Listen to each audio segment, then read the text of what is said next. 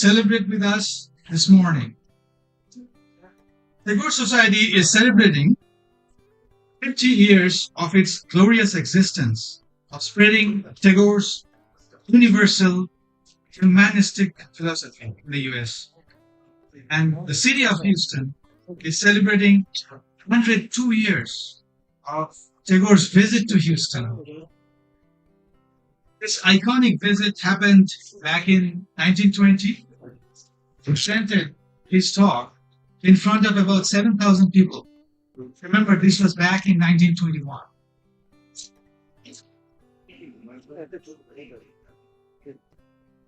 So, poet Tagore, who got Nobel back in 1913, the philosopher Tagore, who was revered by Mahatma Gandhi as a Gurudev, the very Tagore, who renounced knighthood after British atrocities in Punjab, the versatile Tagore, whom New York Times noted as the multifaceted genius of our time after his grand conversation with Einstein about truth. And yes, all these vibrant volunteers and Tagoreans of the Space City, we have been eagerly waiting to see this morning when the community dream of putting together Tagore Memorial has become a reality.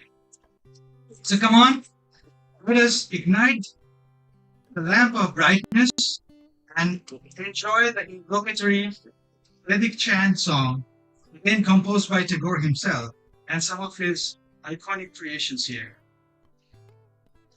So we have all these grand musicians on my right and on my left. So we're all set. And now let's just start. I would request some of our noted dignitaries to come please forward, and Surajitda will help them to come in the front to ignite the lamp. I will start with Honorable CGI, Sri Asim Mahajan, from Congresswoman Lizzie Fletcher's office, Mr. Spencer Gutierrez, Port Bend Commissioner Dr. Andy Myers,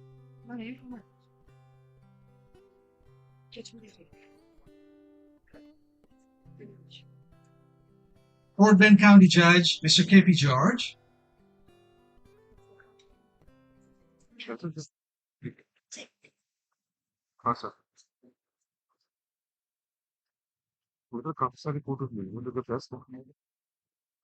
Dr. Partha Ghosh, Dr. Ratna Kumar, Professor Bowles from Rice University, and former Harris County judges and Texas Senator Mr. John Lindsay and Mrs. Tony Lindsay, and Mr. Sam Merchant. Please come forward. Where's your friend?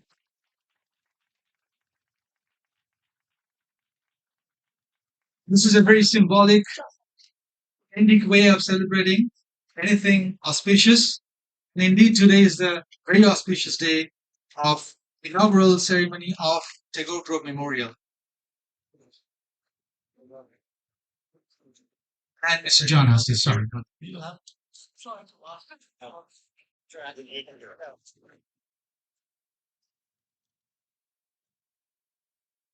As we are going through this, let's just start our Vedic chant.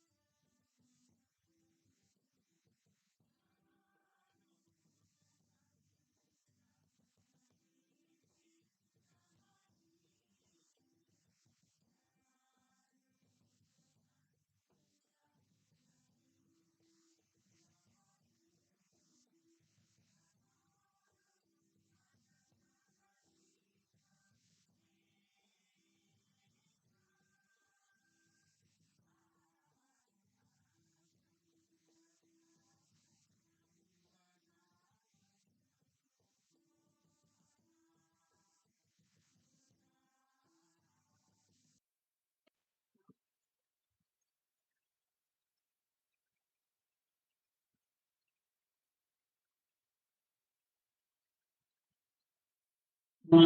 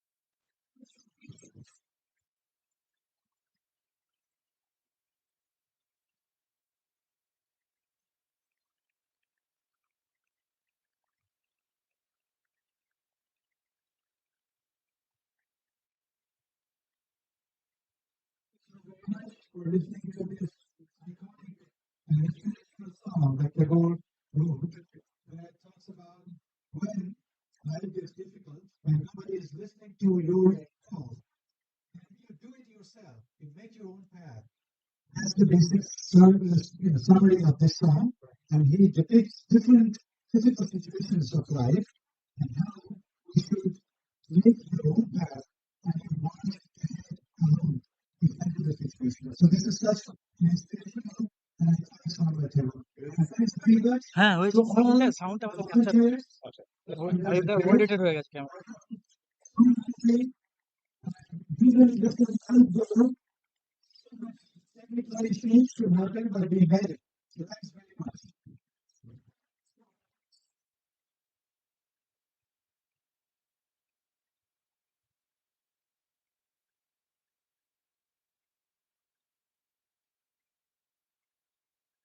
Yes.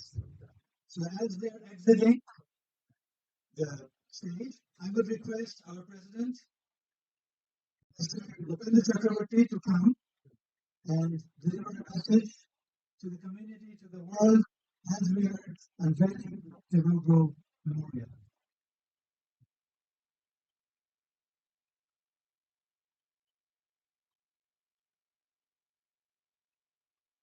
Good morning, everybody. CGI, Sri Honorable Spencer Gujita from President's Director from U.S. House of Representatives, Honorable Consul General of India, everything's in hard. John Hustis from Dallas, Bowles from Rice University, Mr. Consul Bowles from Boston College, Mr. Sam Martin, he is the representative of Alvin's office, and we have Victoria Calvillo from the precinct, High Precinct 4. I'm honored that it feels so great to shoulder this responsibility of finishing this phase of the Tagore Outdoor Museum as the president of the Society of Eastern.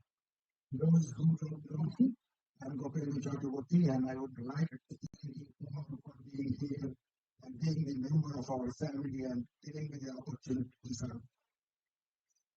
The Society of Houston is a non-religious, non-political organization with its sole purpose of disseminating the ideas, the universal ideas and philosophies of the Rabindranath Tagore, and has been one of the most eminent cultural organizations in the Greater Houston area since the year 1974 for international exchange of arts, culture, and education through scholarship and global events. Tagore Memorial is a giant step in the fulfillment of Tagore Society's mission. Our primary goal was to build a grove as a unique place for peace and introspection, where people will be exposed to the universal messages of Guru Tagore.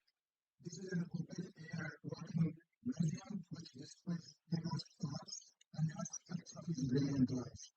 The museum has two defined spaces: an inner space where the visitors will only see the eternal quotes and the words of Tagore, and the outer space where visitors will see aspects of his life and achievements representing the শোনা and যাচ্ছে Tagore. এখন শোনা যাচ্ছে This project highlights Tagore's message on life without fear, creates the concept of a borderless world, and promotes the universality of love, harmony, and peace in the world.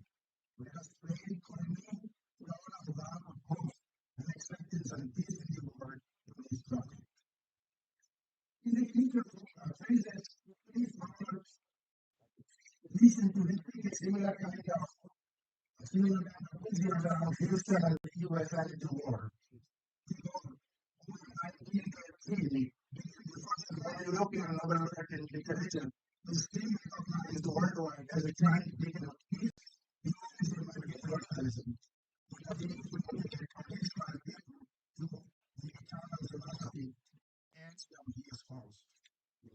Tagore came to Houston 102 years ago, and his message of humanism and peace continues to elaborate today.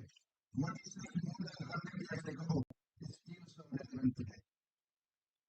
A new project of this scale would not be possible without the selfless guidance and generous support of all the members, advisory committees, and all the sponsors. I want to recognize and thank following people for significant contribution. As a partner, special thanks to Thank you for accepting us as a reliable and welcome partner. We are proud of our partnership and look forward to many more years of productive and an effective collaboration.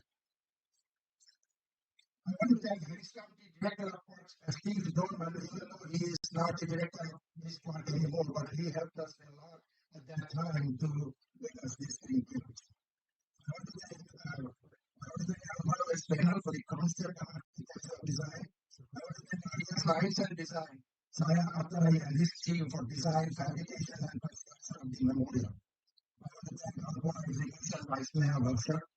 For the project, I want to thank project design concept development lead, quality assurance and project sponsor. I want to thank Sumita Basu, Raja Vanga, Deblina Banerjee, and Gina Sengupta for research and development of Kira construction management and TK Das for contract execution and project management. For the communication, fundraising and advisory, I want to thank Kunal Chatterjee, Ravi Anand, and Minal Chaudhary. Minal Chaudhary is not here with us, but he is sick, so he couldn't join. So we will be really missing him here. For the he is here, yes. For the inspiration of the Alpona, we thank Suri Ranjan Mukherjee, the painter and professor of Shantinikatan. And for the inaugural program, of course, Raja Vanga and Deblina Banerjee. And then for the statue restoration, I want to thank Gauri Bates. And for the landscape, we were supposed to do a commemorative coffee book, which we couldn't finish at this time, but the plan is to finish it.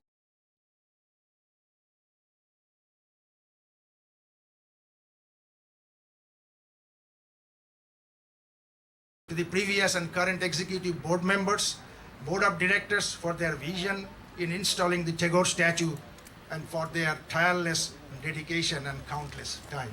Thank you and enjoy the program. Thank you. Thank you so very much, Gopenduda. It's wonderful that we were kind of a little bit doubtful about what the weather will turn out to be, but this is great. This is sunny, like spring settling down. So at this time, I would request Honorable Consul General, Mr. Asim Mahajan, to come and say a few things to us.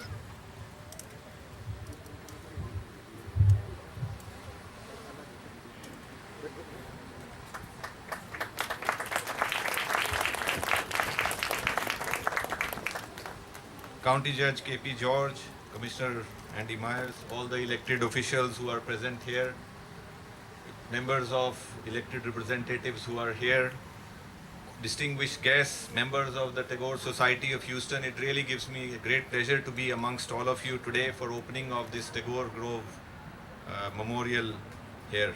I know we have been discussing for the last several months about this project, and I must at the outset acknowledge the passion which the Tagore Society of Houston has followed on this project and created this memorial. Please give them a big hand.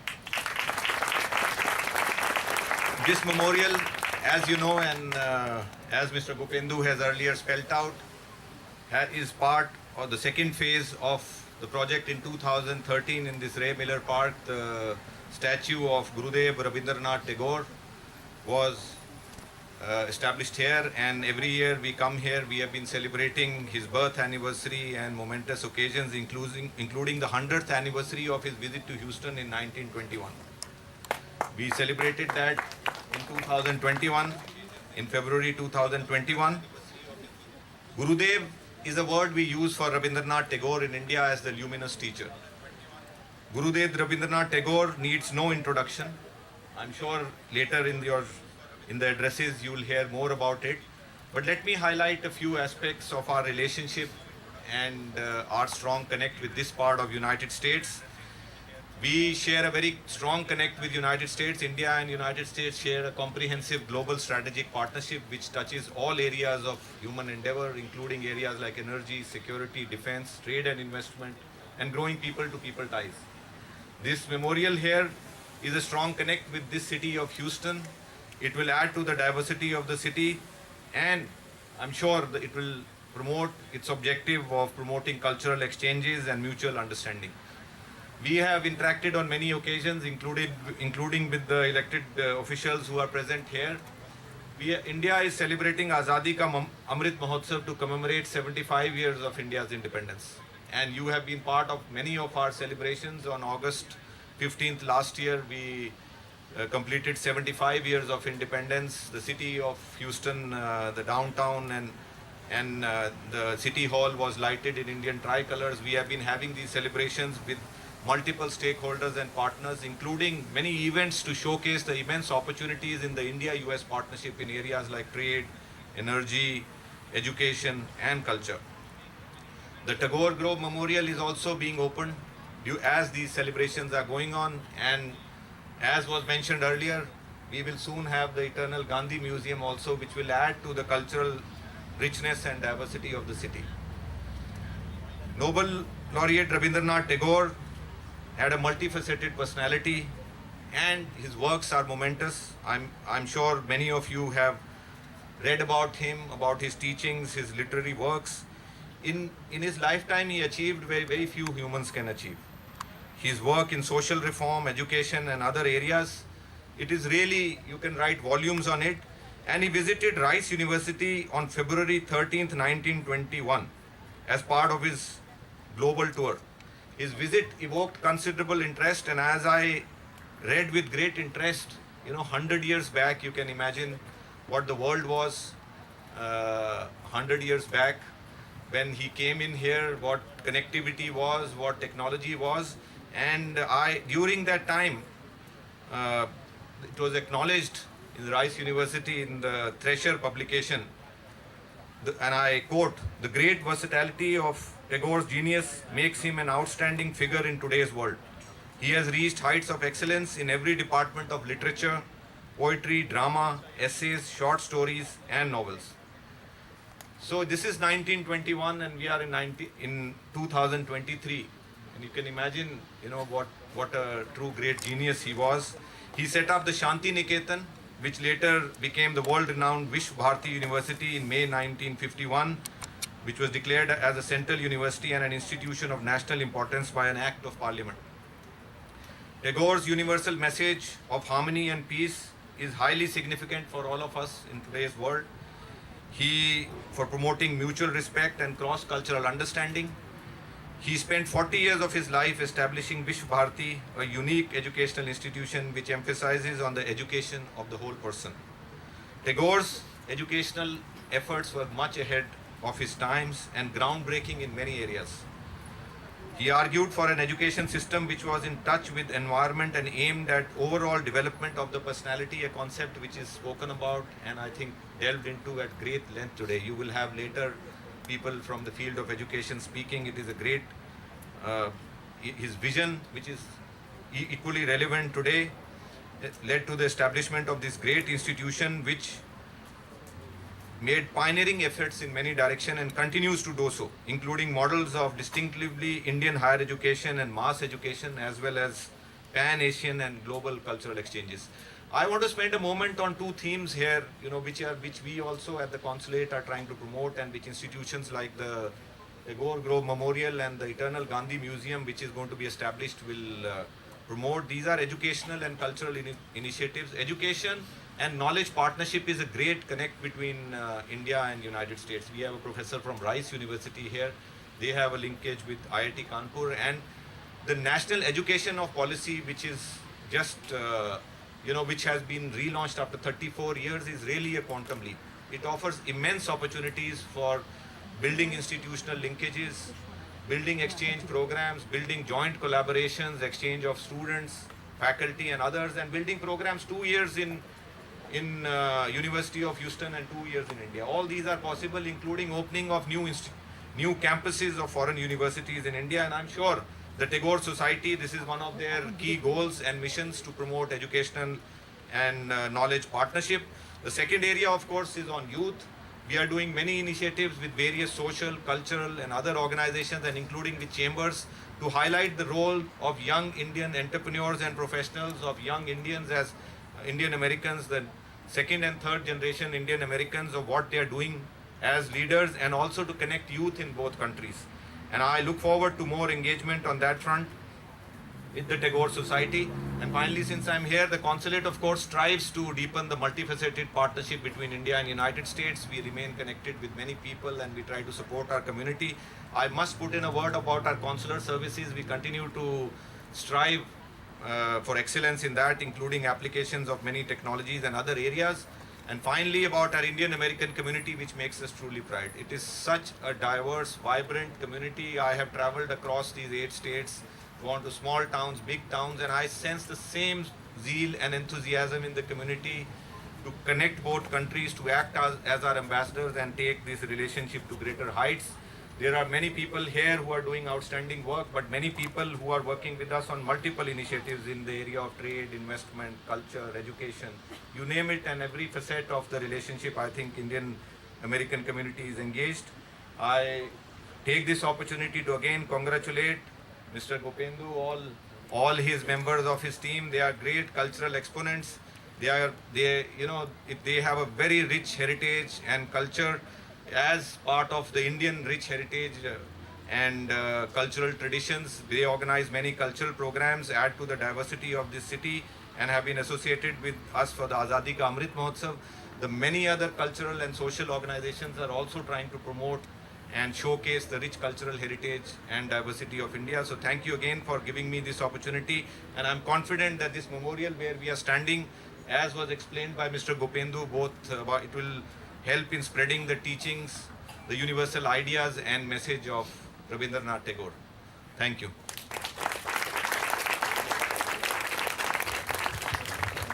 Thank you, Honorable CGI. I would request Mandakini to please proceed with a small token of appreciation, and I would request Dr. Ratnaji, if you please come over and hand it over to Asimji. We'll just take a few seconds, and I would request Mr. Sam Merchant to just be ready with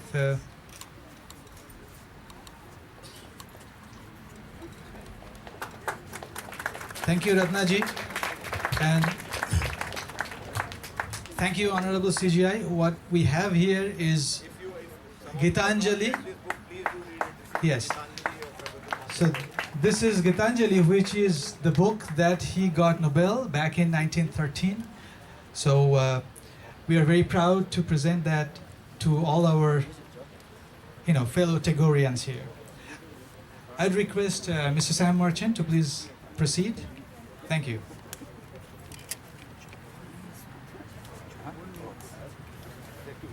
Thank you very much. Consul General, Judge K.P. George, Commissioner Annie Meyer, my fellow representatives from Commissioner Leslie Brandis' office, other elected officials, representatives who are present over here, distinguished guests, ladies and gentlemen. I have requested my colleague from Congresswoman Lindsay's office, because both Congressman Al Green and Lindsay Fletcher could not be here today, but we are both here representing them, and you'll be happy to know that this location is in the district of Lizzie Fletcher. So I requested my fellow colleague, Mr. Spencer, to join me in presenting a certificate of special congressional recognition. As we heard and as we all know, a feat like this, it starts with a dream. It starts with a dream, and then it takes a lot of effort. We know that the statue was here way back in 2013. We now heard and we learned that Rabindranath Tagore was here 100 plus years ago, right here in Houston. And as a fellow Indo-American, I am so proud, because back in the days, we learned all about Rabindranath Tagore in school. So I have the pleasure of knowing a lot of history about him. And so with that being said, I'm happy to present a certificate of special congressional recognition presented to the Tagore Society of Houston on the occasions of the Tagore Grove Memorial Inauguration on behalf of the constituents of the 9th Congressional District of Texas. I, and that's Congressman Al Green, salute your commitment to honor the life and legacy of Rabindranath Tagore and his service toward creating peace, humanitarianism, and unity by bridging diverse cultures across the globe. Presented today, February 25th, 2023, Al Green, Member of Congress. And if I request President of Tagore Society, please come and join me.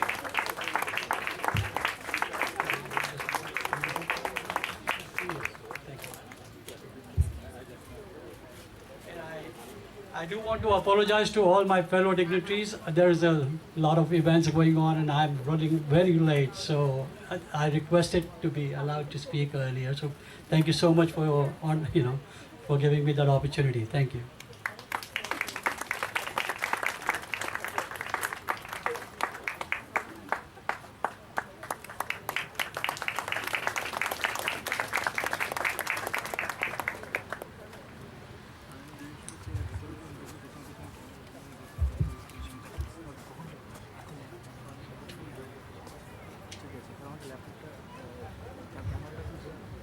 Thank you very much, Mr. Sam Marchant, and also Andy Gutierrez for representing Congresswoman Lizzie Fletcher.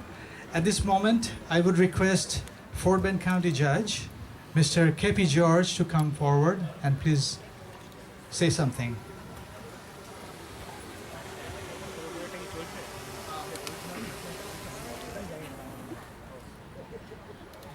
It's absolutely an honor and privilege to stand in front of you, and I think each and every one of you sitting here, you all know a lot about this great man. So I'm not going to get into his life story, but I just wanted to say what is Tagore means to me. And we all, in American accent, we say Tagore, and I grew up saying Tagore. And so what does that mean to me? When I read about his accomplishment, of course, receiving a Nobel Prize in the early 1900s, the first non-European to receive that for literature.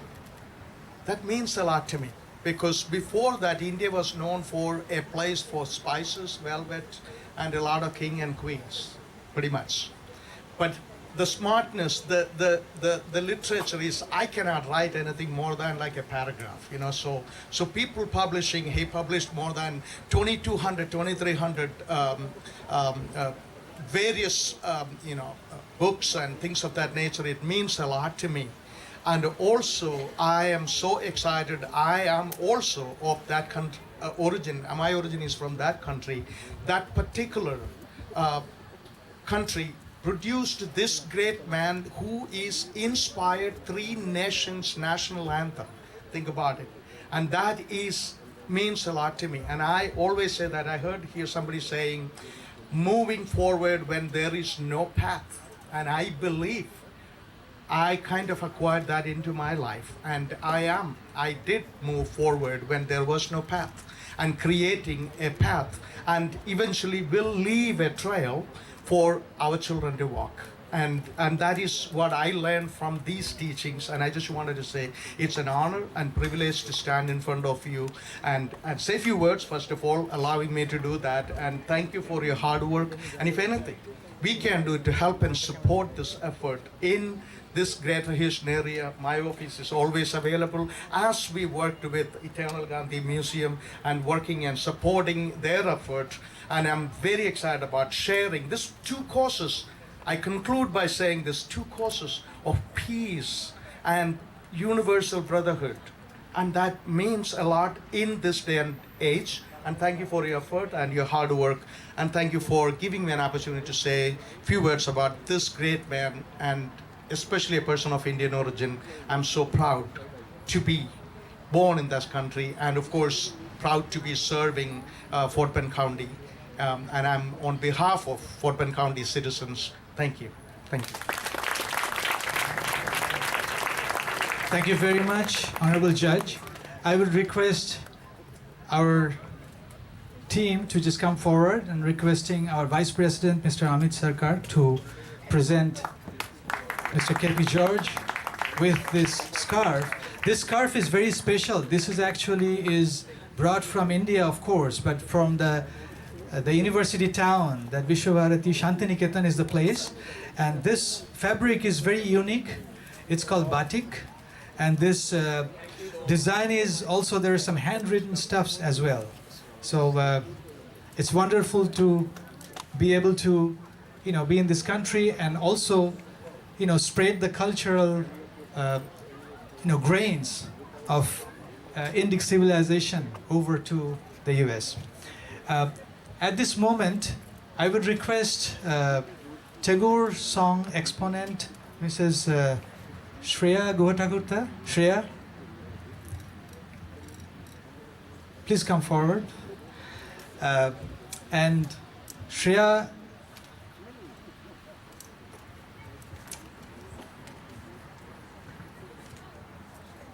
you are okay standing here? She needs no introduction, but let's just give maybe a minute for turning the drone on so she can catch the pitch. Thank you very much, Shreya.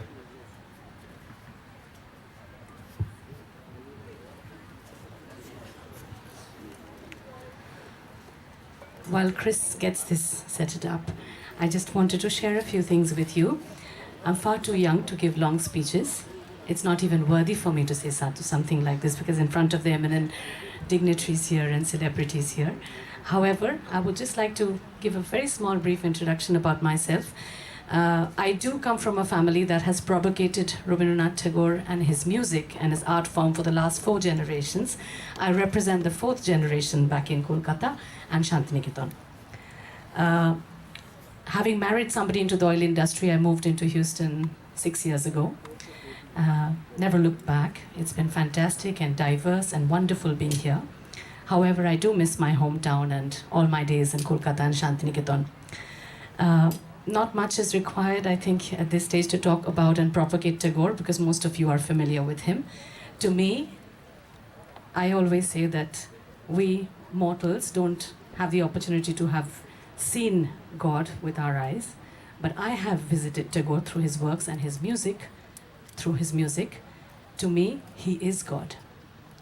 I'm going to sing a few lines from one of the songs. In the Indian Hindu community, we look at fire as something very sacred. Most of our journey, spiritual or otherwise, begins with fire. There is a beautiful song, it's actually a prayer, like a hymn, that Tagore composed called Aguner Parushmuni. I have done a small translation of that work with the help of a friend. I will read that out to you because I know there are a lot of people here who are non-Bengali, and then do the song, of course, in my natural Bengali mother tongue.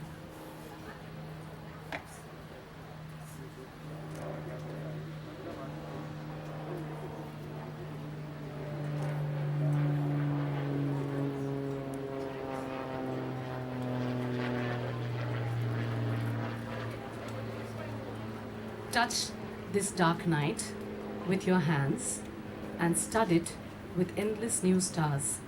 Let the veil of darkness events from these eyes. Wherever they see light, and my pains go aflame and reach you.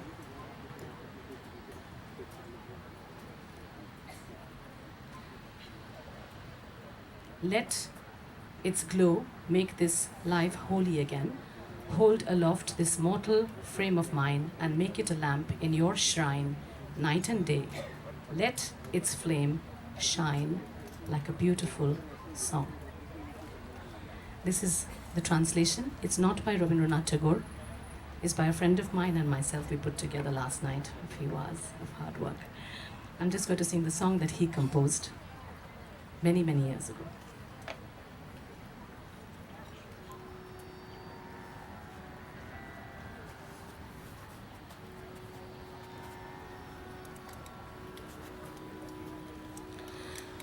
আগুনের পরশমণি ছোঁয়াও প্রাণে এ জীবন পূর্ণ করো এ জীবন পূর্ণ করো এ জীবন পূর্ণ করো এ জীবন পূর্ণ করো দহন দানে আগুনের পর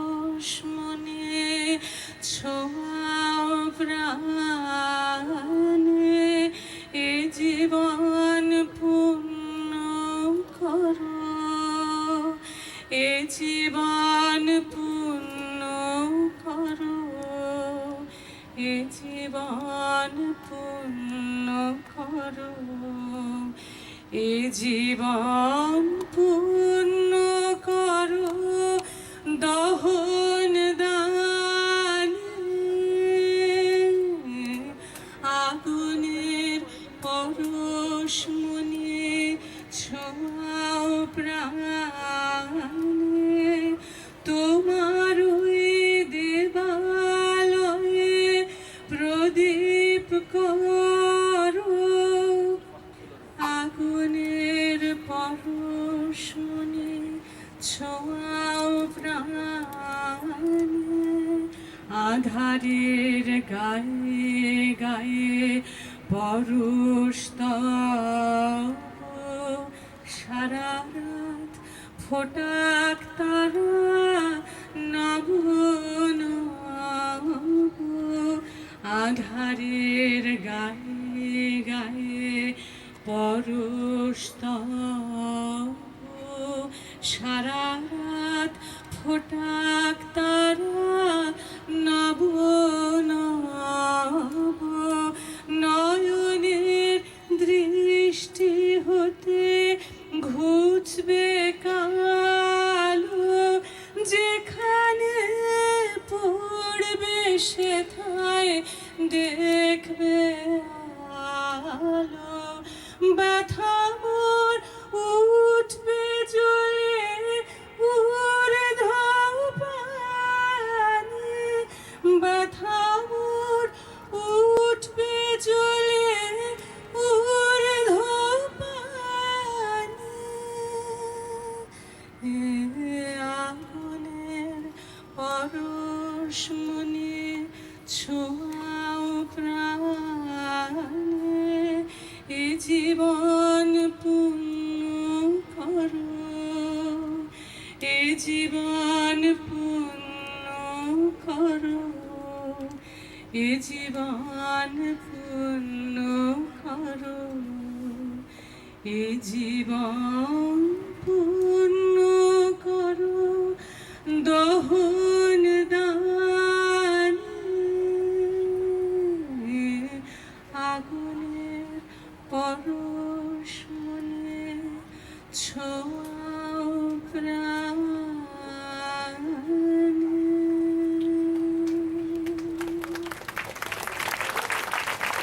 Thank you so much. Thank you so much, Tagore Society of Houston, all the eminent dignitaries and guests for giving me this wonderful opportunity to be here. It's indeed a privilege. Thank you for being there and gracing this wonderful occasion. Thank you so much.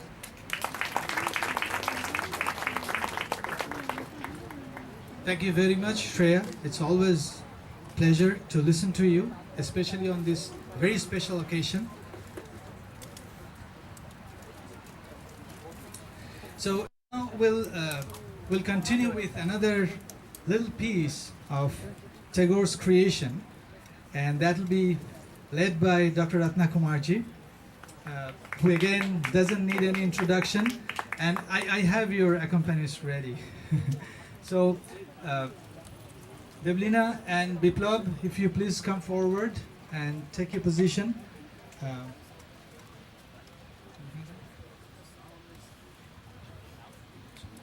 Ratnaji?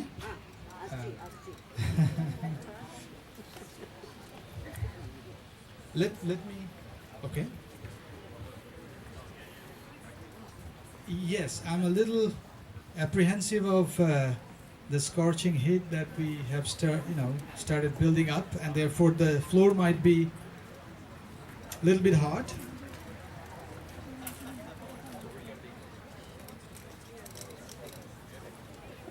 Is it too hot, Ratnaji? Okay, let's. Okay, all right.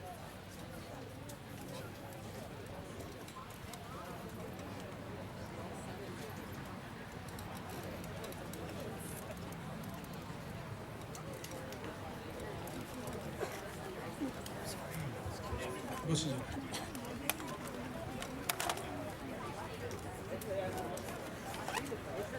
Ratnaji, you okay there? Will you be standing? can somebody please come forward and help with the instruments, just moving them aside so we can create some space. Thank you. Amita, please move that microphone stand as well. Let's just create a little bit of space. Okay. Why don't you just start talking?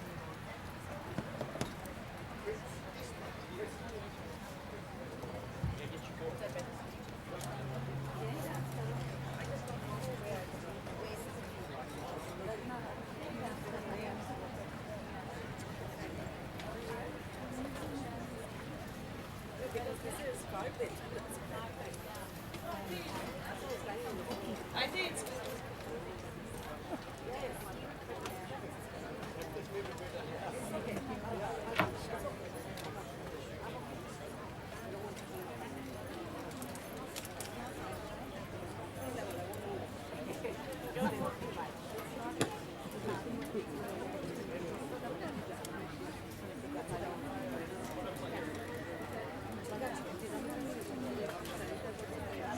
Sorry about the technical issues that you can expect in an outdoor venue like this.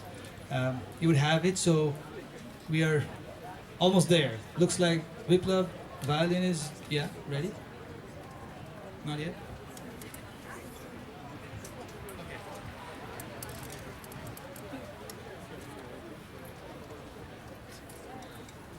So I think what we will get to hear and also watch is on Tagore's creation. Dr. Ratna Kumarji will put the expressions, her unique expressions here. So therefore it'll be quite a treat for our eyes and ears. Thank you very much. It's a great pleasure to be here today with all of you. It has been many years of dreams that we have culminated today, and especially it's February, 100 years back or 102 years back, Tagore himself had blessed this land, so it's a holy Tagore land for us. Today, what we have chosen is to express a few of Tagore's poetry, and especially his vision of freedom. He was always seeking freedom, like from his childhood, whether it was by not going to school, regular school. He was home taught. Then he would go up to the terrace, and that's the space he said is mine when there was nobody around. So capturing his thoughts of freedom, that's what we are going to do. I think we are still...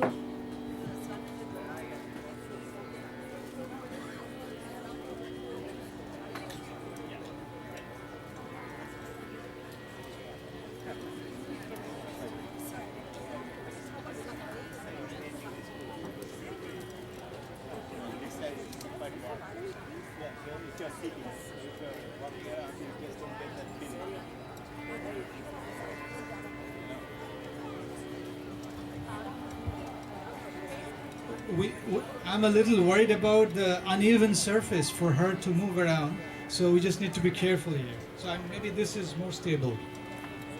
Okay. If you are good, Viplav.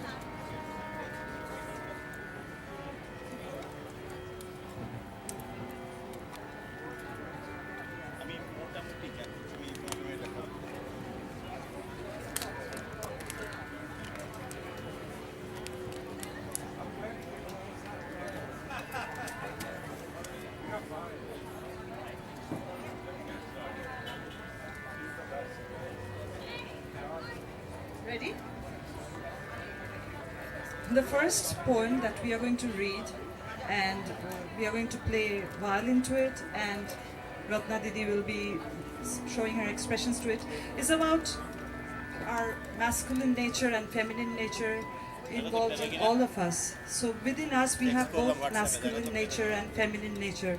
According to Tagore, the feminine nature is a more cage-bound or more domicile, while the masculine nature looks for freedom far and wide. They are married to each other. As we all know, we have our outer self and we have our inner self. They're married together, but yet they can't meet because they have the yearnings which are very different. So we'll see through the poem where we go and what do the two birds, the tame and the caged one, say. The tame bird was in a cage. Hello. The free bird was in the forest. They met when the time came. It was a decree of fate. The tree bird cries, "Oh my love, let us fly to the wood." The cage bird whispers, "Come hither, let us both live in the cage." Says the free bird, "Among bars, where is there room to spread one's wings?" "Alas," cries the caged bird, "I should not know where to sit, perched in the sky." The free bird cries, "My darling, sing the songs of the woodlands." The cage bird says, "Sit by my side. I'll teach you the speech of the learned." The forest bird cries, "No, no, songs can never be taught." The cage bird says, "Alas for me, I know not the songs of the woodlands." Their love is intense with longing, but they never can fly wing to wing.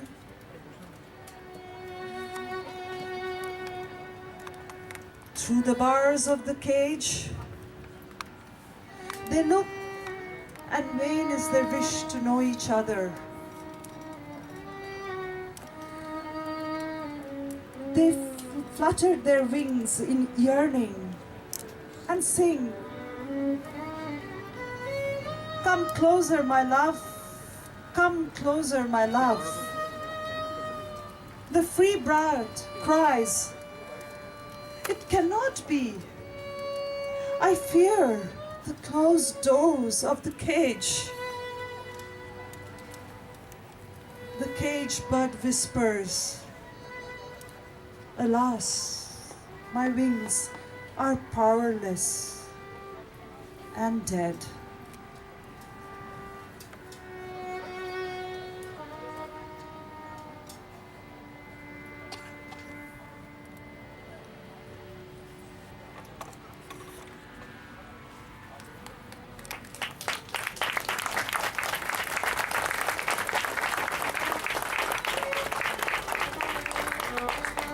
Whether it was through love, through worship, through learning, through seeking truth, Tagore hopelessly and relentlessly craved for freedom.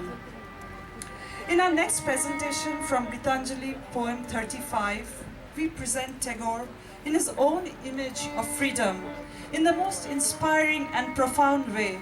It is one that defines how Tagore envisioned freedom. Where the mind is without fear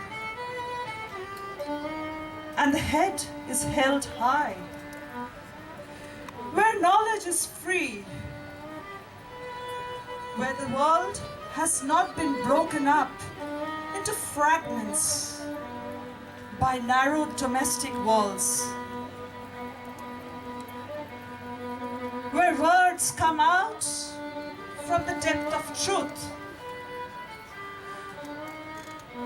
where tireless striving stretches its arms towards perfection, where the clear stream of reason has not lost its way into the dreary desert sand of dead habit, where the mind is led forward by thee into ever-widening thought and action, into that heaven of freedom. My Father, let my country awake.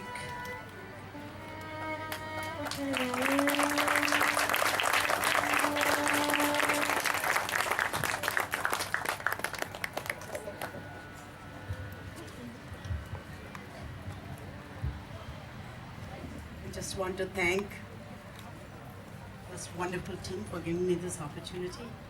In a way, we are connected. My family is from Andhra Pradesh. Ancestors of mine translated the works of Tagore into Telugu many a century ago. And my mother was a recipient of the Sangeet Natak Academy Tagore Puraskar for his 150th birthday.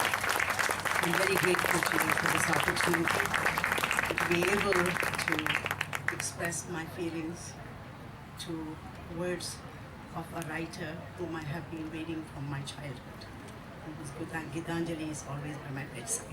Thank you. Thank you so very much, Ratnaji. I would like to request you to please come back for one more second. I'm requesting our treasurer, Mr. Dhruva Jyoti Ghosh, to give her a very small token of appreciation. And again, I know. And of course, I know that you have another set of Gitanjali right by your bedside table, as we discussed this before. But here is another copy of it. And also we have a notebook where you can keep it as a diary. And this is a plaque. Of course, that one has a Tagore quote.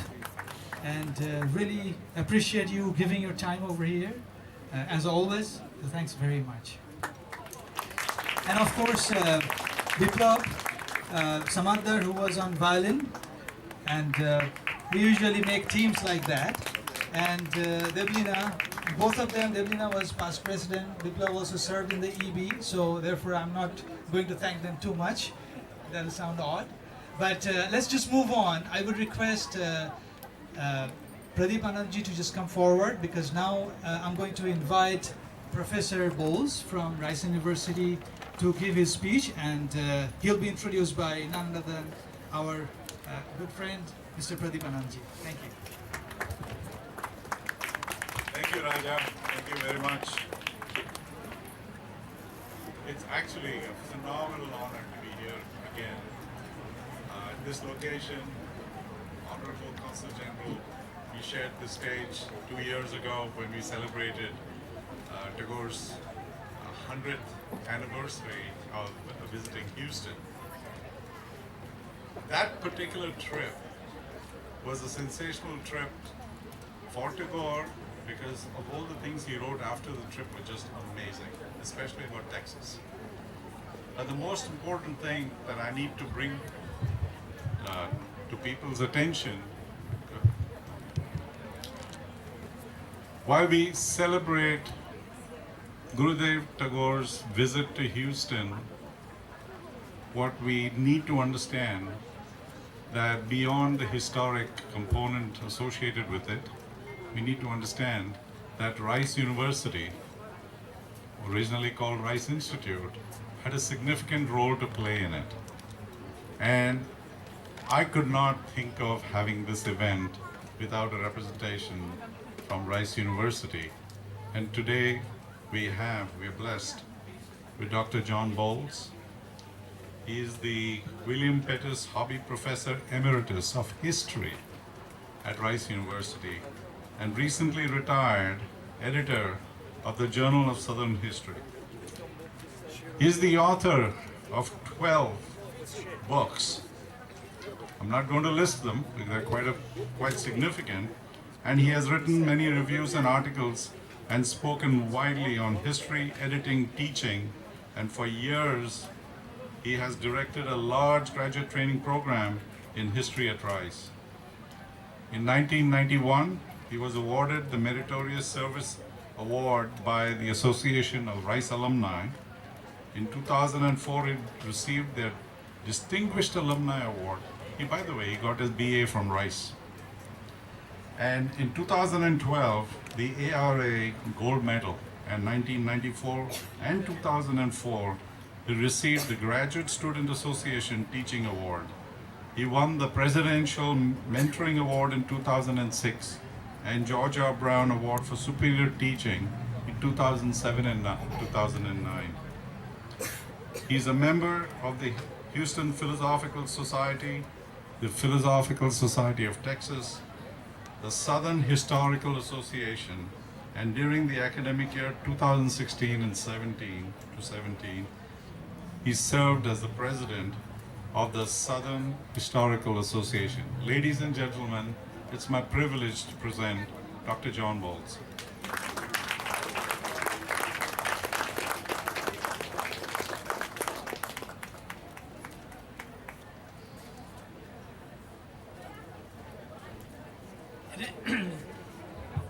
It is a privilege to be here.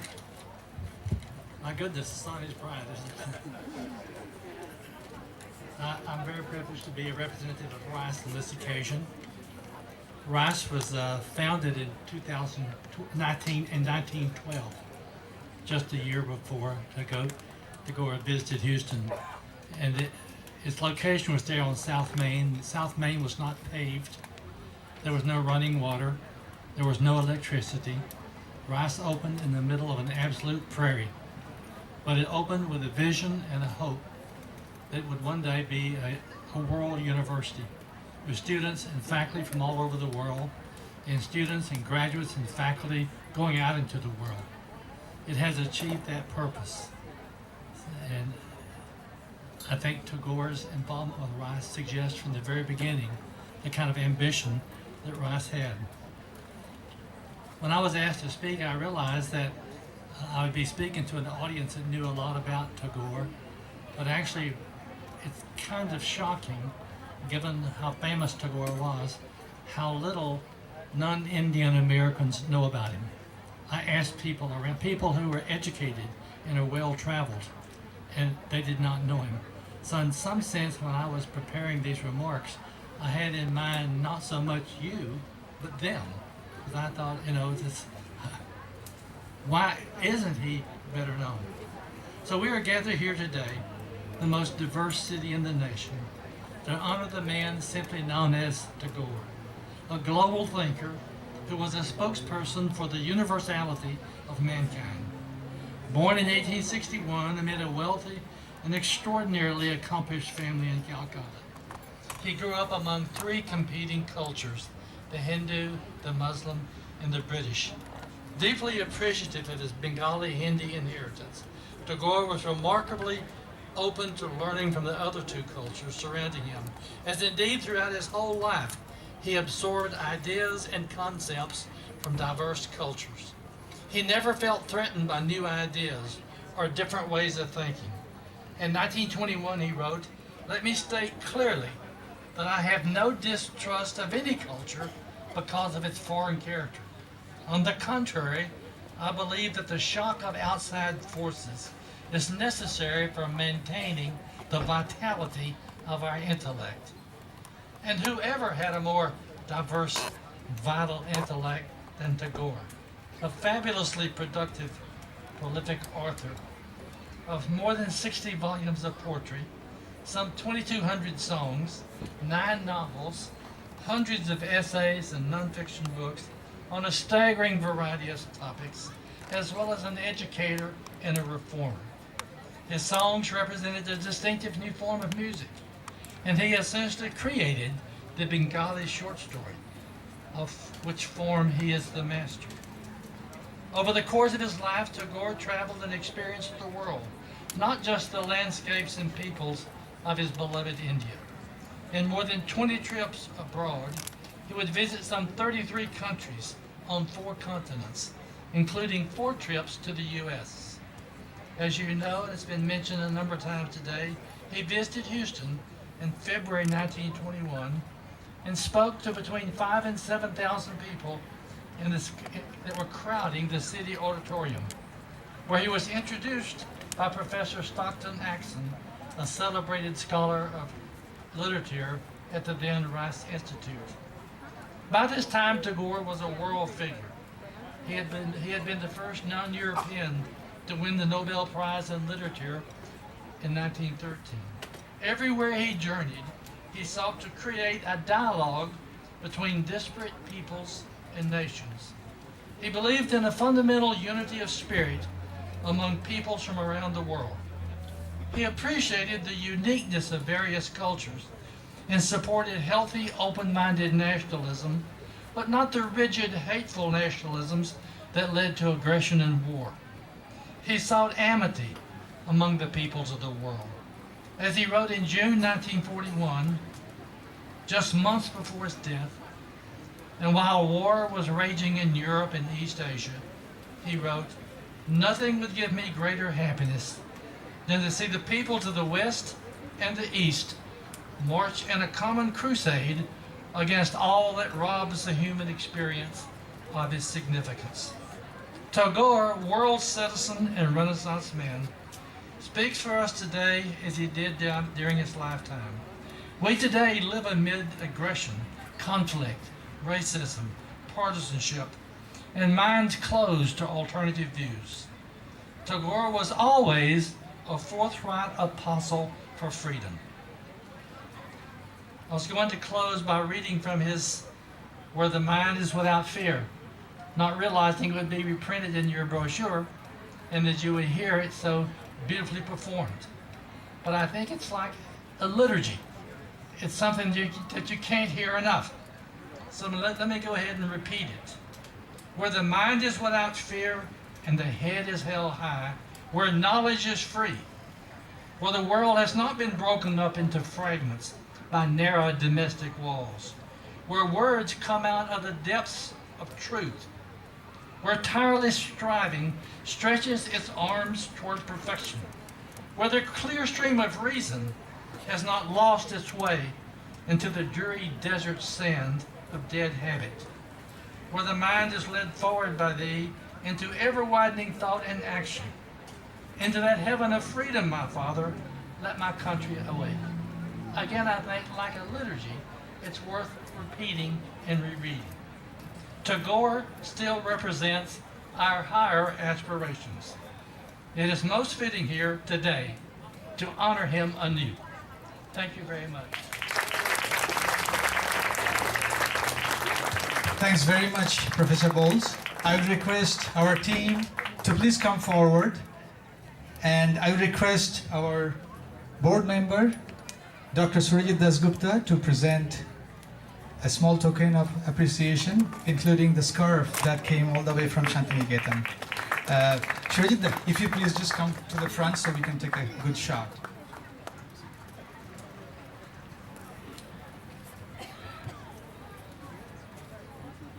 Wonderful. Thank you very much, Professor Bowles, for your inspiring talk. And I don't know how many of you know that Martin Sheen, he had often been heard reciting this Where the Mind is Without Fear in many places. So if you guys want to listen to that, you can just, just fire it up in YouTube. Also another trivia maybe. Audrey Hepburn, in her last wish, she mentioned that I would like Gregory Peck to recite Tagore's poem that was in Bengali.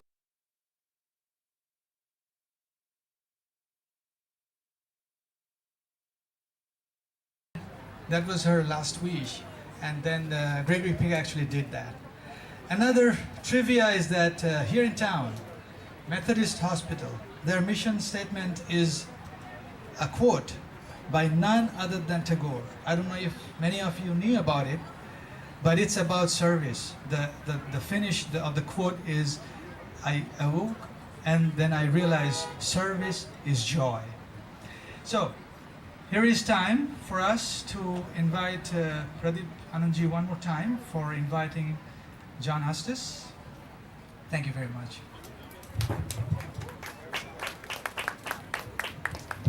You don't want people to trip out here. You know, it's very interesting that Raja quoted three major elements which universally people recognize, which is at the source being Rabindranath Tagore. The first one being at when you enter Houston Methodist Hospital, you see it in the lobby, a quote, "I slept and dreamt that life was joy. I awoke and saw that life was service. I acted and behold, service was joy." And he did talk about Martin Sheen. There are all these wonderful luminaries who talk about, and as you saw also, including Ratna Kumar, performing to My Country Awake. And the third one that always stands out in the popular mind is Gregory Peck reading Unending Love at Audrey Hepburn's funeral. However, these are all luminaries. But what moved me more than anything else was the effect that it had on an individual, a random individual, if you will, in America, over generations. And it just happened that he was a friend of mine, and I was talking to him about Tagore, and he told me a story which I've shared in the past, but I'd like him to talk about. His name is John Hustis. Incredible legal and executive career extending across national and global technology businesses, including Texas Instruments, Oracle, and right now he's at Teakwood Capital as Managing Director, Corporate Development, Chief Compliance Officer, and General Counsel. He holds an undergrad degree in liberal arts from St. John's College in Annapolis, Maryland, and a law degree from Southern Methodist University. He's a member of the Vickery Meadow Youth Development Foundation's Board of Directors and has been active in various local organizations relating to law, technology, and business.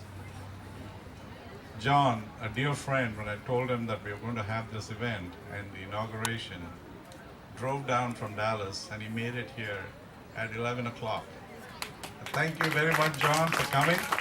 Let's hear his story.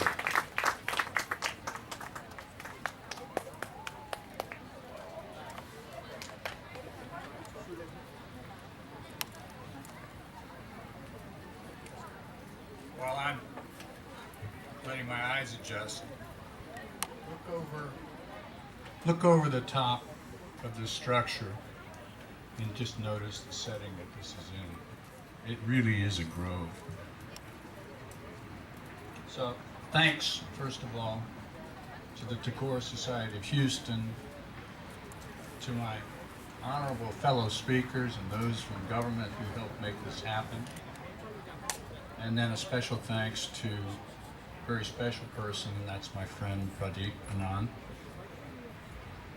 This is a personal story, so it'll be somewhat different than what you've heard before. Bear with me, please. I beg your indulgence.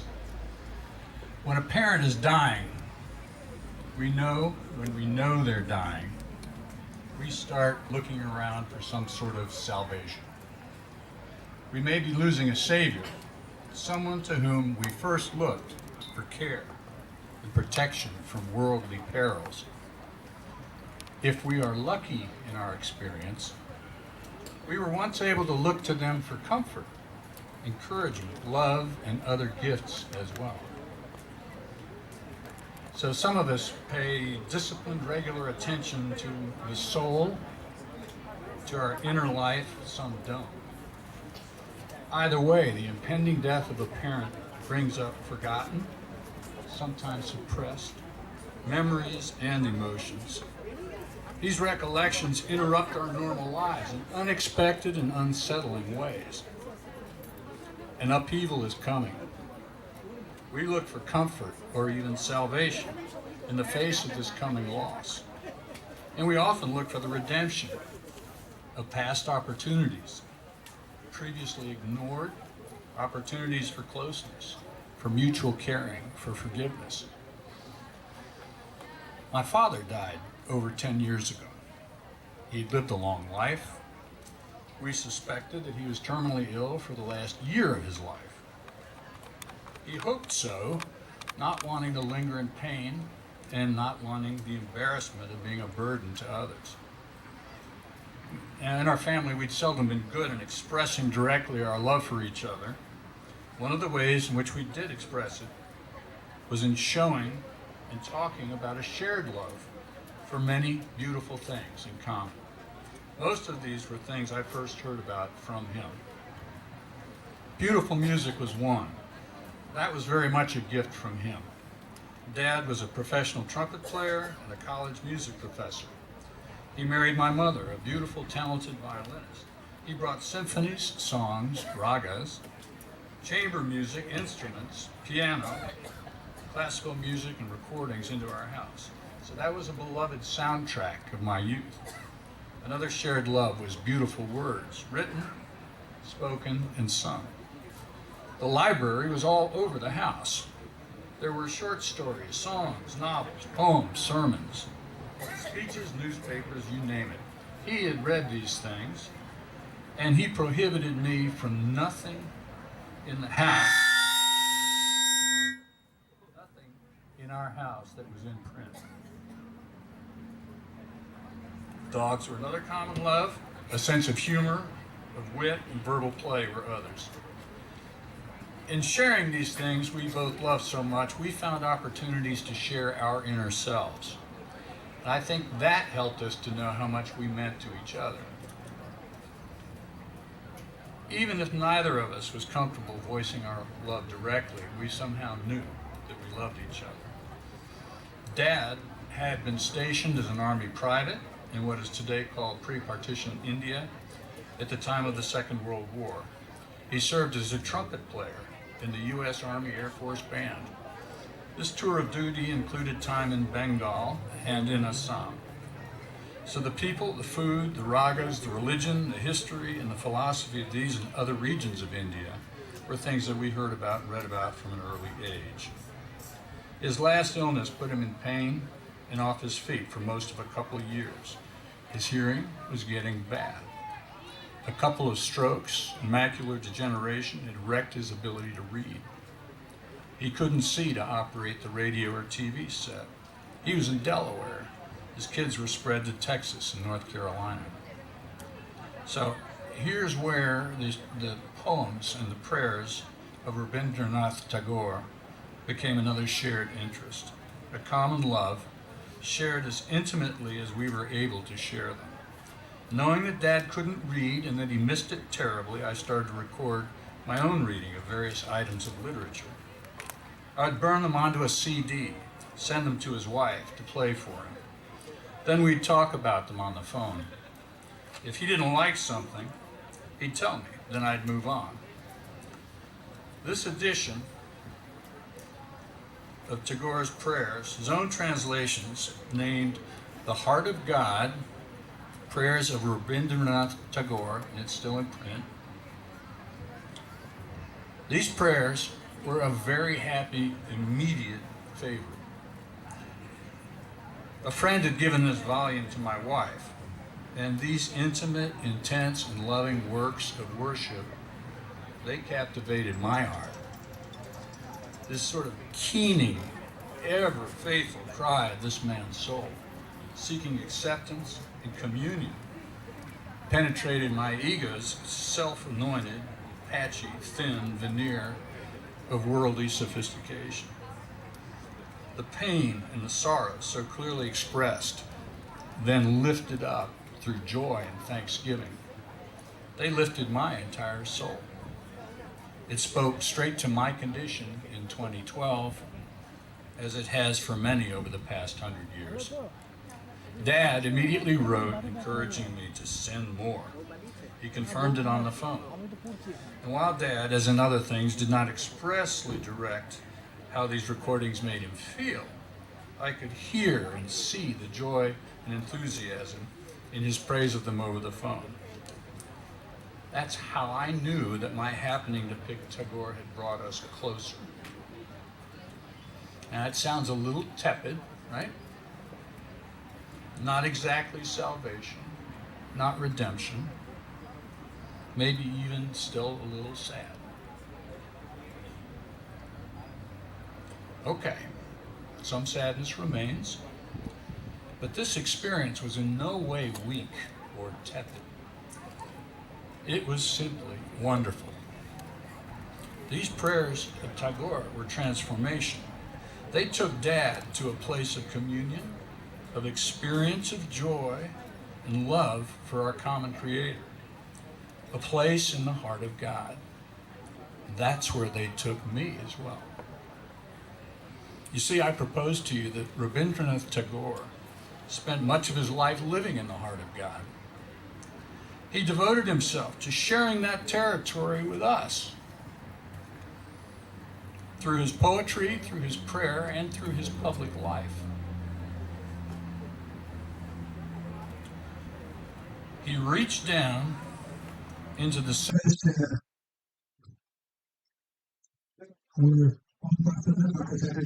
Just come forward. What is happening, if you guys are wondering about the color of this memorial, why is this rusty color? I would like to inform and remind you guys that whoever gets an opportunity to visit India, and especially the town of Shantiniketan, where this university that Tagore founded long back exists, the soil of that land is rich, so therefore it oxidizes into this color. Now, he has designed in such a way that the storm steel basically takes that color, and eventually it continues to stay like the same color as his rust. So, thanks to God for this whole concept. Everything in you is such excellence. It's amazing. So, thanks very much. I would request Dr. to introduce our keynote speaker, Dr. Tagore. Thanks, Raja. Before I do that, I wanted to read the proclamation from the City of Houston Mayor Sylvester Turner. He has been an incredible supporter of this statue and to the department. And so I'm going to read the proclamation. Whereas on February 25th, 2023, the Tagore Society of Houston will celebrate the grand opening of the Tagore Memorial. The people of Houston intend for this new public memorial to be a positive inspiration for the community at large and a place for peace and introspection to symbolize eternal human values and virtues, normalizing the masculine genius of Tagore. And whereas the City of Houston commends the Tagore Society of Houston and all the participants on this auspicious occasion and extends best wishes for the continued success. Therefore, I, Sylvester Turner, Mayor of the City of Houston, hereby proclaim February 25th, 2023 as Tagore Memorial Day, Houston, Texas. Thank you. Thank you. Of fantastic coordination of philanthropist, a fantastic motivational speaker, my senior and a great supporter of Tagore's message.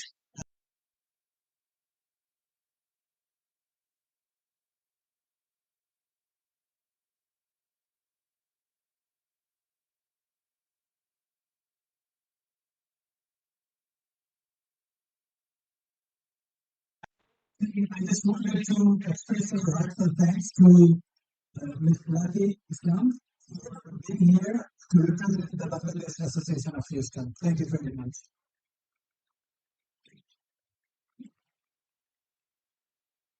Good afternoon. I assembled today this morning. It was 11 o'clock this afternoon. It's not as shifted, but that is what Tagore is about. I just also learned the translation of Gitanjali was lost in the Tudor London. It was not called Gitanjali as yet. It was found and that led to the Nobel Prize. This will happen on my way from Boston to Houston. I lost my iPhone. I hope something great will come out of it. So that's my hope.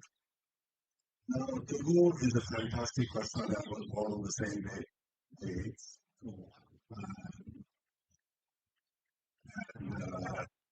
In Calcutta.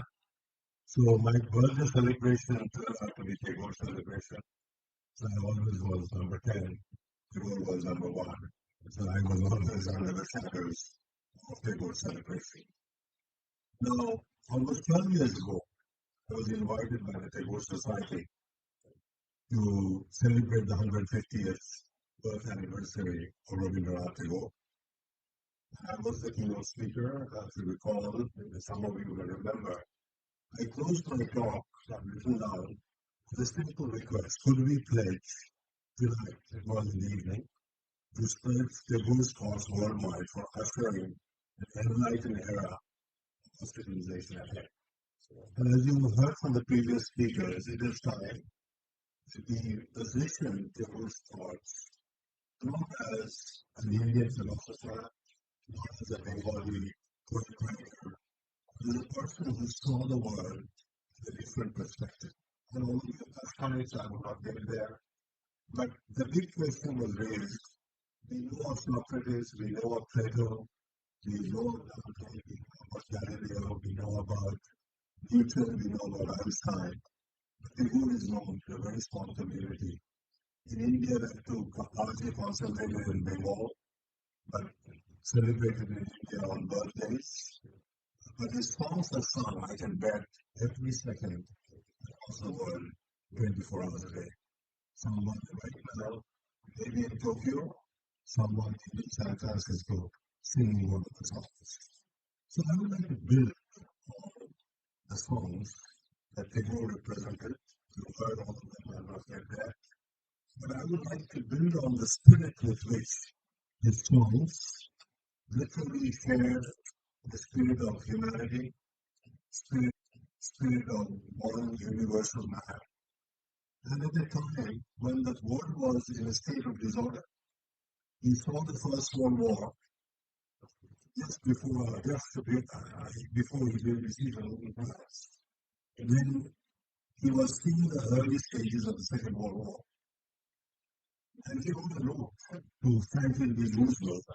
This is a text which I want to read to you. I don't know how many of you know. Because he cared about the world. He did not see himself just representing India and India's independence movement. He saw the need for the movement of the world. And the note that he wrote touches me a lot because it expresses the pain that Tagore went through, the heritage that he was proud of, the romantic personality that he had. He had little note that he wrote to FDR, then the president of the United States, just at the time the Second World War was beginning. And he wrote, today we stand in awe before the fearfully destructive force that has so suddenly swept the world, every moment that deplore the smallness of our needs and the feebleness of our voice in India, so often inadequate to stem the leash, the tide of evil that had menaced the permanence of civilization. Because he was very uncomfortable that India was under the British rule. And he felt the smallness, yet he was very proud of the dynamic thought, the dynamic philosophy that he represented. He continued to write, all our individual problems of politics today are merged into one supreme world politics, which I believe is seeking to help of the United States of America. Look at this respect as the last refuge of the space on earth, the last refuge of spiritual. And with these few lines of mine, verily convey my hope, even if unnecessary, that she will not fail in her message. In other words, she's challenging the United States, the President of the United States, and for the world to be rescued from the Italian aggression and the Japanese bombing of the Pearl Harbor. I want to sort of analyze the statement because that defines it. And you've heard the different aspects of Tagore elaborate emotionally that you saw. It's very touching, the fire, the flame in the heart. But what it meant to me that he had full concern of the world which was about to get into the Second World War, and the survival of the European civilization which he immensely admired. With a tremendous respect for people like Leonardo da Vinci, Socrates, and Dante, as much as respect for people like Albert Einstein and AGS. Now, his appreciation of US as a global leader was also very clear, because you hear the song that we have uttered several times, the poetry, when the mind is free, fearless. He looked at the United States as a symbol of that. And many times I believe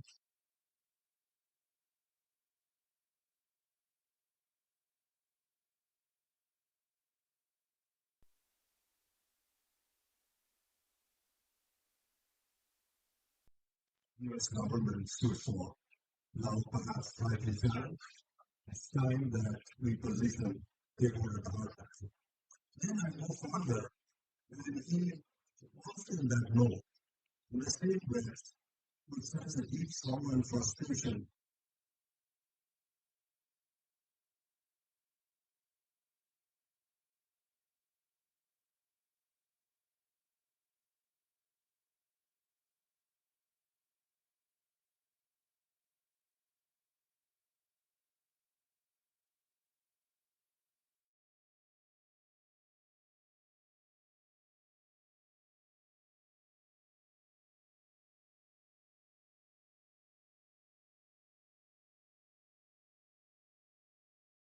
and yet his mind was crying for the nation, and he felt extremely weak and feeble.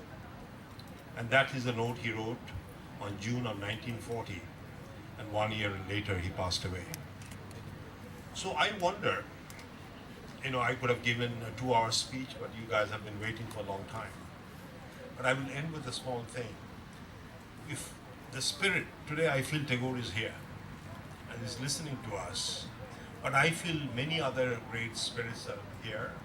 So I wonder if the spirits of rishis and sages from the foothills of Himalayas, who Tagore draw inspiration from, of European philosophers like Socrates, Plato, and Aristotle, the thought leaders like Dante, Leonardo da Vinci, Shakespeare, and Shelley, and people like Albert Einstein and Newton were here.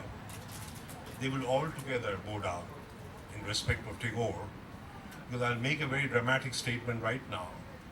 Because in Tagore, what you have described this morning and afternoon was all of these individuals put together in one.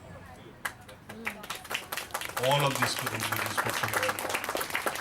So Aristotle, Socrates, Leonardo da Vinci, Netaji, Gandhiji, they're all here.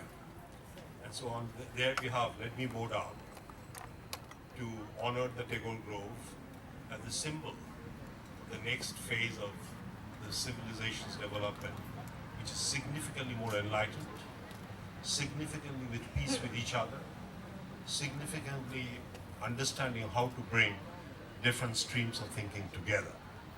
Different streams are healthy, as you heard earlier. Tagore was always open, yet he had firm beliefs within, but open to ideas to strengthen those beliefs. So with that, I'd like to congratulate the Tagore Society, the city of Houston, the state of Texas, the country of the United States, the Consul General of India, to bring together this possibility forward. So this memorial is just the beginning. And I would commit my life and limited resources that I have to take this memorial spirit forward for the globe. And what best place it could begin? It is after all the space city, after all the energy city, after all the city of diversity, city of brave and fearless people. Let Tagore Memorial Shrine for civilizations to come. Thank you very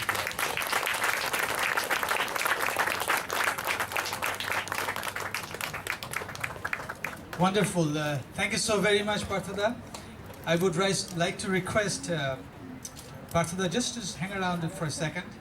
I would like to request Mr. Atul Kothariji, who is the head of Eternal Gandhi Museum of Houston, which is coming up. And as Honorable CGI mentioned before, that these two memorials, I think, going to be the most befitting two monuments in the city, where we have both Tagore statue and Gandhi statue. And therefore, I would request Atulji just to give this small token of appreciation to Parthaji.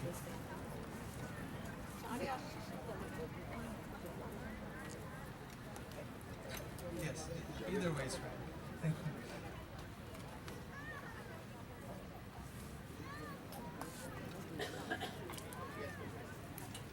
Just take a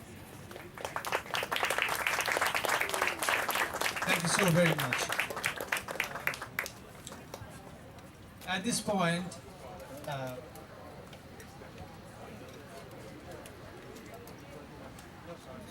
we talked about many things about this multifaceted genius Tagore, right? In the interest of time, I want to skip this part where Professor Edward Dimick from University of Chicago had a correspondence with William Radice, who is also, doesn't need any introduction. And what Professor Dimick actually said, there's a small paragraph, but the very last thing, or rather to surmise what he said, that, talking about Tagore, thinking about him, it's all great. That goes on showing that he's still relevant in the world, and which we all kind of established in this whole session that we have had. But I think what he's writing at the very last, like I said, all these are important. And it is excellent if people are attracted to Tagore because they find his ideas and ideals resonate with many of our contemporary concerns and anxieties. I think that's what kind of summarizes Tagore's relevance in this current world. So, yeah, I think that is a very nice way to cap it up. So, I would request, there are a few acknowledgements that we want to make, and before we forget, Victoria Di Calvillo, she's representing Harris County Precinct 4. Thank you very much for being here. Vedanta Society Secretary, Mrs. Swapna Chaudhary, and of course, Foundation of Indian Studies, Krishna Babilalaji. I have seen him, I shook his hand, but okay, there you go. Thanks very much for coming. And of course, Houston Durgabari Society, which is, we consider it to be the sister concern. We have the president of HDBS, Madhu Chanda Das. Wherever you are, please acknowledge. So thanks very much. At this moment, basically, we are at the very end of our event, and I would just want to mention a few other names. I talked about Al, but also Arya Construction, who actually made this construction possible. The Alpona, or basically the Rangoli that we see, which is done in a very Mandala style, done by Sneha Bhavsarji. So we want to thank her as well. And also numerous Tagore Society volunteers who have put tireless number of hours to make this happen, including this typical Bengali style Alpana, which is right up front here. And just to have this whole event put together so nicely. So there is no language to express our thankfulness from the board or the executive board, but we still thank and we bow our heads actually for this tremendous job here. We also have here the committee representative from 2013 that actually was instrumental in getting the first statue here in this Tagore Grove. So I request Sanchali Basu just to come say a few words here. And right after this, basically, we will come inside, and I would request you all to unveil Tagore statue one more time. Okay? Sanjay Lidi, thank you. Thank you, Raja. It's good afternoon. We had met in the morning. Sorry, it's been going on for quite a while, so I'll be very short. I'm Sanchali Basu, and I'm going to tell you about the origins of this Tagore Grove from dream to reality. This was probably meant to be done at the very beginning, but here it is. So Tagore Grove was intended to be a dedication to all the communities in the city as a symbol of universal peace and love. The grove was open to the public and welcomed all to pay tribute to a cultural genius and a global icon who transcended time. A huge drought had affected Texas in 2011-12, and Houston parks lost many trees and greenery.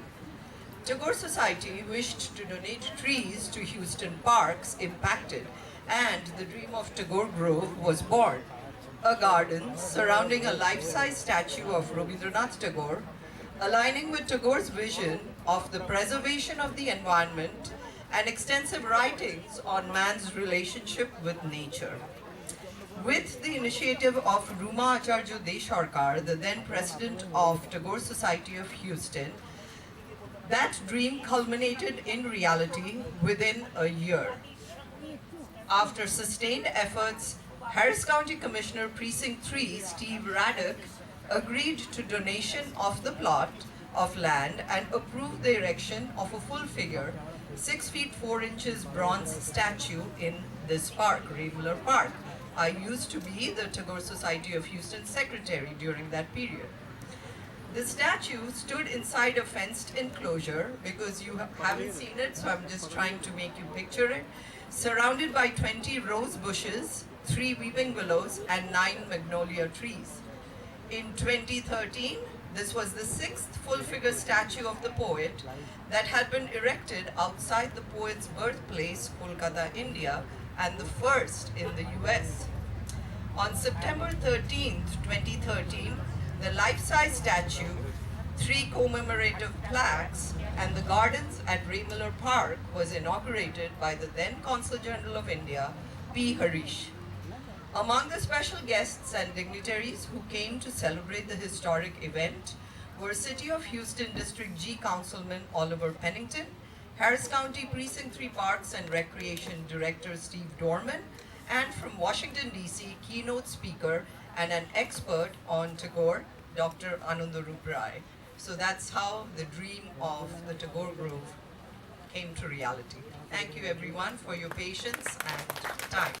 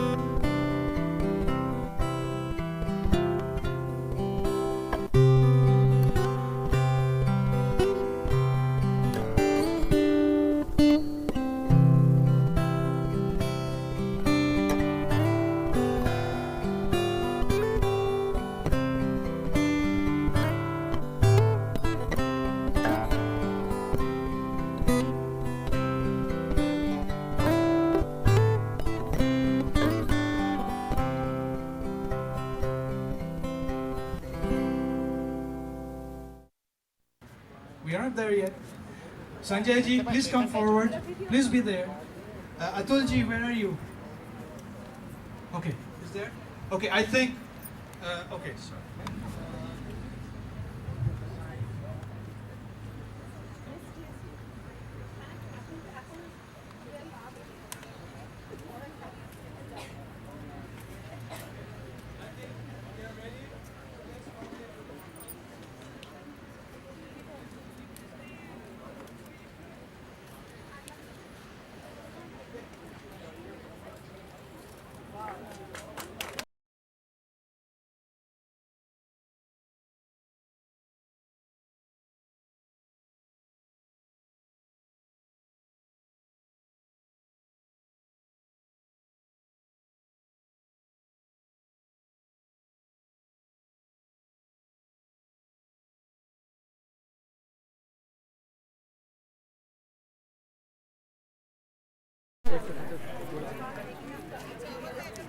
Good program.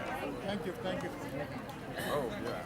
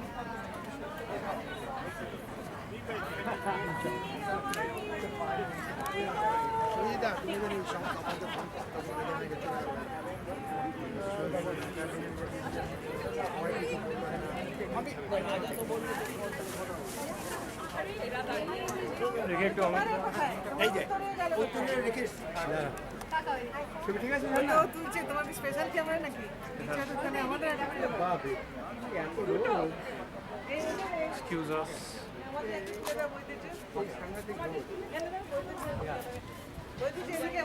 দেখো এটা video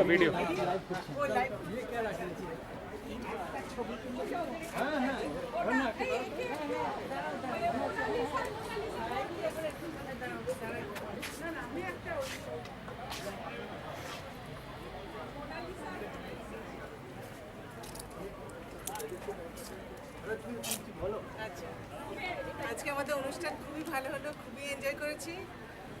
thanks to photographer and we really appreciate your job. তোমার আজকে এই গান গেয়ে এবং এই পুরো ব্যাপারটাকে কি রকম লাগছে? ভীষণ ভালো লাগছে, মানে আমরা তো ভাবতে পারিনি আমাদের হিস্টনে আমাদের ড্রিম যে আমরা কবিগুরু রবীন্দ্রনাথ ঠাকুরের একটা আমরা করতে পেরেছি। সেই তো ঝর্ণার খুব এনজয় করলাম। আমরা এখানকার গান গেয়েও আদি বাসিন্দা, আমরা এখানে সব খুশি হয়েছি এত করি। সুন্দরভাবে প্রোগ্রামটা হলো এবং গানেও যেমন তেমনি অন্য যারা স্পিচ দিয়েছেন। রবীন্দ্রনাথ আমাদের মনের প্রাণের মানে আরো মনে প্রাণে হয়ে থাকবে এবং আমরা যেন এই ধারাকে, এই চিন্তা ভাবনা, এই তার যে শিক্ষা সেগুলো আদর্শকে নিয়ে কন্টিনিউ করতে পারি। অমিতদা, এই যে এতদিন ধরে এত মিটিং, এত মিছিল, আজকে সে একটা ফাইনাল ইয়ে হলো, কীরকম লাগছে? দারুণ লেগেছে, তবে এটা যেন শুরু হয়, এরপরে যেন লোকজন এখানে আসে, যেন তাদের নিজেদের মতো করে অনুষ্ঠান করে, কারো কাছ থেকে পারমিশন নেওয়ার দরকার নেই। শেষ নয়, এটা শুরু। লোকে এখানে আসুক, অনেক অনুষ্ঠান করুক, সে কবিতার উপরে হোক বা গানের উপরেই হোক বা তারা যা কিছু টেগোর রিলেটেড ইভেন্ট করতে চায় তারা যেন এখানে আসে এবং যেন ইভেন্ট করে। That will be the success of this place. Thank you আজকের এই সম্বন্ধে কিছু একটা বলো। আজকের এই টেগোর গ্রোভের আবার ইনগ্রেশন হলো। It was a wonderful program. It was a grand success. So many dignitaries came, and we showed our love to Tagore, our respect to Tagore, and it's going to continue. We want all communities' support, and we'll make it happen. Thank you. কমলপ্রিয়াদি, অনেক thank you এতজনকে নিয়ে এত সুন্দর programme করানোর জন্য। বারবার তুমি এত সুন্দর প্রোগ্রাম করো। সৌরভ, না সত্যি বলছি, আমারও কিন্তু মনে প্রাণে এটাই চিন্তা ভাবনা যে আমরা যেন টেগোরের জন্য অন্তত যতটুকু পারি তারা যেন আমরা কাজ করি এবং তার আদর্শকে যেন আমরা বহন করে নিয়ে যেতে পারি। Thank you.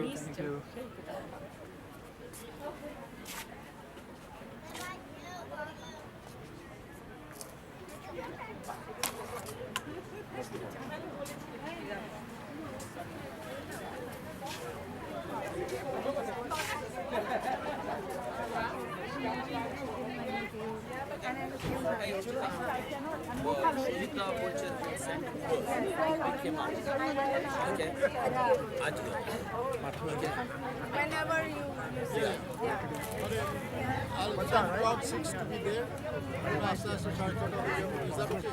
আমরা বোধহয় 6টা নাগাদ বেরোবো।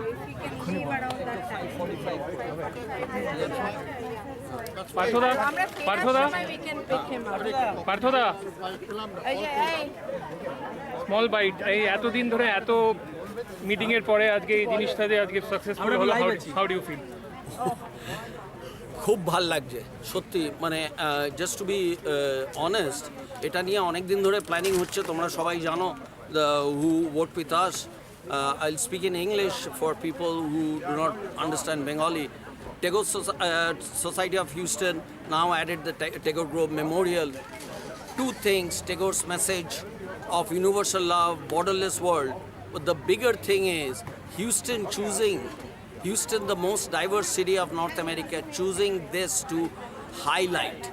The mayor was highlighting, the Consul General of India, Fort Bend County Judge, congressmen, congresswomen, everyone wanted this to be success.